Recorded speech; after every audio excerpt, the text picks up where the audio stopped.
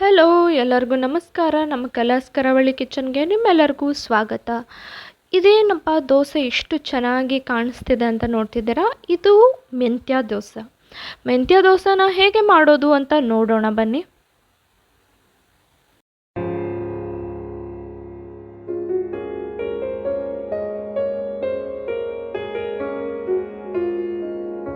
First ನಾವಿಲ್ಲಿ ಅಕ್ಕಿ ಮತ್ತು ಮೆಂತ್ಯನ ಒಂದು 4 ಗಂಟೆಗಳ ಕಾಲ ನೆನೆಸಿ ಇಟ್ಟಿದ್ವಿ.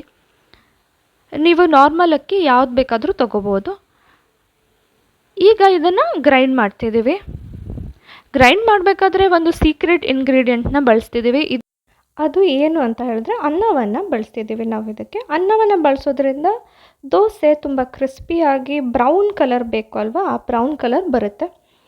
ಈಗ ನೆಕ್ಸ್ಟ್ ನಾವು ಹಿಟ್ಟಿಗೆ ಸ್ವಲ್ಪ ಉಪ್ಪನ್ನು ಹಾಕೋತಿದ್ದೀವಿ, ರುಚಿಗೆ ಎಷ್ಟು ಉಪ್ಪು ಬೇಕೋ ಅಷ್ಟು.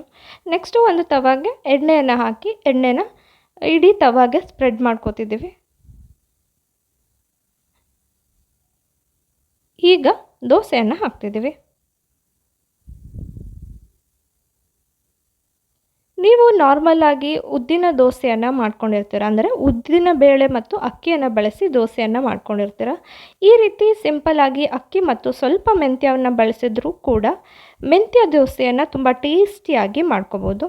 ನೋಡಿ, ಈ ರೀತಿ ಹಾಕಿದ ನಂತರ ನಾವು ಇದನ್ನ ಸ್ವಲ್ಪ ಹೊತ್ತು ಮುಚ್ಚಿಡ್ತಿದ್ದೀವಿ. ಚೆನ್ನಾಗಿ ಬೇಯುತ್ತೆ ಇದರಿಂದ. ಈ ರೀತಿ ಒಂದು ಕಡೆ ಬೆಂದ ತಕ್ಷಣ ಇದನ್ನು ತಿರುವು ಹಾಕಬೇಕಾಗತ್ತೆ. ನಾವು ತಿರುವು ಹಾಕೋಕ್ಕಿಂತ ಮೊದಲು ಸ್ವಲ್ಪ ಎಣ್ಣೆನ ಹಾಕೋತಿದ್ದೀವಿ.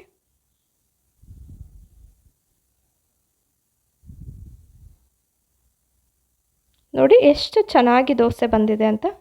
ತುಂಬ ಚೆನ್ನಾಗಿ ಕಾಣಿಸ್ತಿದೆ ದೋಸೆ ಕೂಡ. ಈಗ ರೆಸಿಪಿ ರೆಡಿಯಾಗಿದೆ. ಯಾವಾಗಲೂ ಒಂದೇ ರೀತಿ ದೋಸೆ ಮಾಡೋದಕ್ಕಿಂತ ಈ ರೀತಿ ಡಿಫ್ರೆಂಟಾಗಿ ದೋಸೆ ಮಾಡಿದ್ರೆ ನಿಮಗೂ ಕೂಡ ಟೇಸ್ಟ್ ಚೆನ್ನಾಗಿರುತ್ತೆ, ಹಾಗೆ ನಿಮ್ಮ ಮನೆಯವ್ರಿಗೂ ಕೂಡ ಇಷ್ಟ ಆಗುತ್ತೆ.